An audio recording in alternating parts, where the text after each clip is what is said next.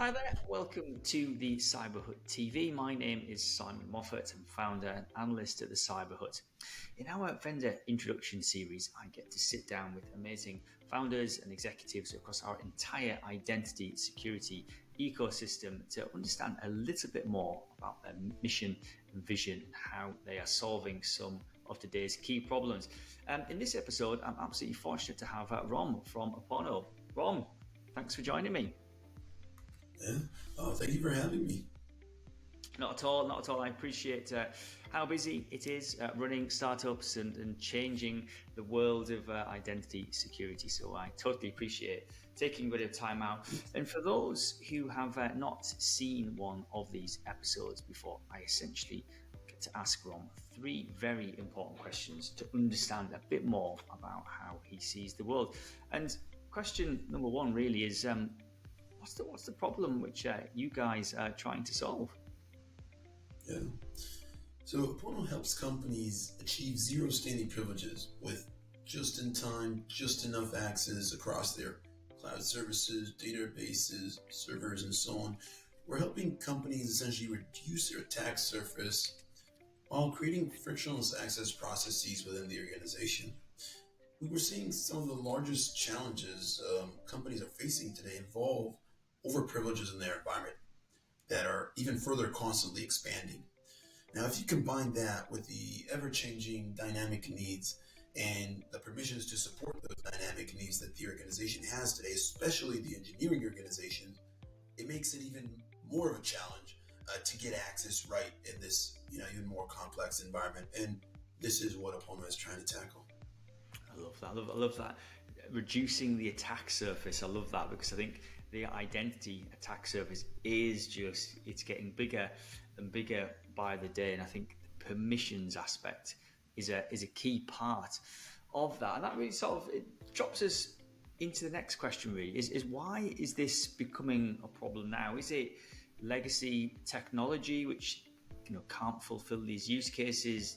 Do we just have more things that we need to protect? Why is this becoming more of an issue today? Yeah, I think it's multifold in this sense.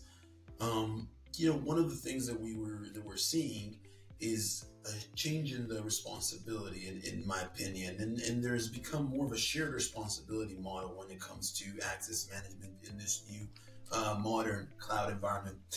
If you think about it, in the past, we've had IT organizations in charge of infrastructure. And with that move to infrastructure in the cloud, there's a shift to management by the engineering organization. As security practitioners or IAM practitioners, we want, on one hand, to be able to gain back some of that control, while on the other hand, we want to allow organizations, the engineering and so on, to be able to continue moving fast, not stifle their productivity, their ability to work. And that's definitely a part of that change.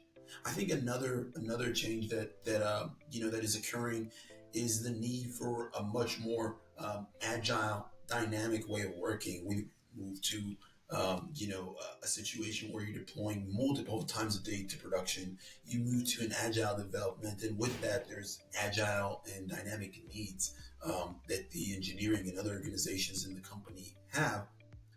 With those needs, you need access to be dynamic as well.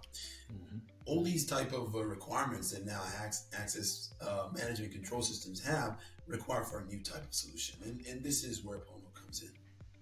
I love that. There's some real nuance there in jotting down here things like that responsibility aspect. I think that's a really, really important thing, and I do agree. The people who are perhaps creating the permissions or creating credentials aren't always the same people who are securing them. And I think you suddenly start to see this huge divergence, as you say, around more permissions that need managing. They have to be managed in a more dynamic way. The people who need them, manage them, secure them, they all have different responsibilities, don't they, in that evolution. And I do think they're all perhaps in conflict a little bit. So ultimately, that sort of really ties into the interesting stuff is what is your secret sauce? Why is Apono best placed here to solve some of this? How do you guys fix some of these problems? Yeah. So, Apono understands these this change in the environment, this continuous changing environment and growing environment, and also the fact that we have, multiple personas now involved in these processes. How Apono works, Apono continuously discovers your environment, as we mentioned, the changing environment. We're able to enforce dynamic access guardrails, and I can speak more about that in a second.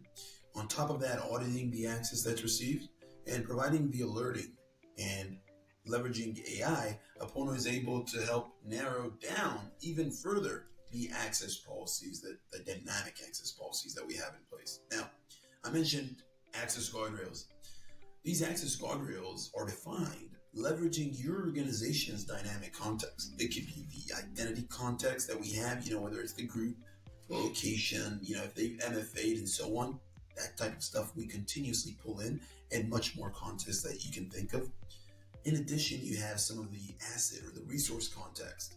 That context we bring in as well, with whether this asset or server that you're trying to access is sensitive, whether it's production or dev, and much more type of context that we're able to bring in. Now, based on these contexts, our guardrails help enforce access in a way that's connected to how these business units work. Mm-hmm. That helps these companies achieve a zero standing privilege environment with just in time and just enough access that's tailored to the task at hand. Now, the Apono platform speaks the language of DevOps platform and infrastructure teams while allowing security, to enforce these dynamic access guardrails that we talked about and get back that visibility of access in the environment. And I think that speaks a little bit to the shared responsibility.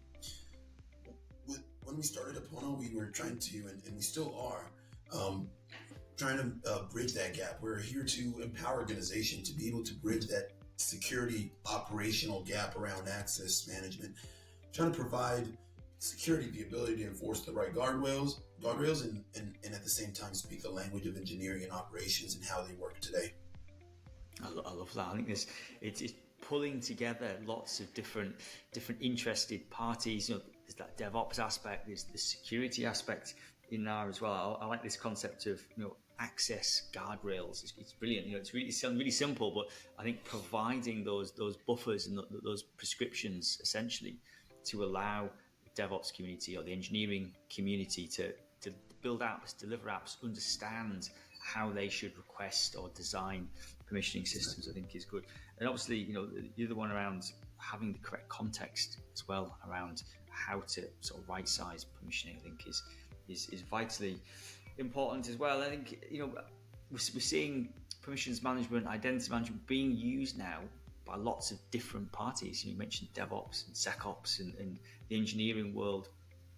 5-10 years ago, that wasn't the case. So I think it's great to see technology sort of pulling together those different stakeholders to reduce the attack surface, as you say, and make things slightly more efficient. Absolutely brilliant. Thanks, Ron, for taking a little bit of time out so we can understand a little bit more about Apono and how they do things.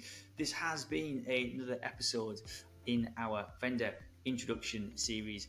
Thank you for watching. Thank you for Ron for taking some time out, and we'll see you next time. Thank you. I appreciate it. Thank you, Simon.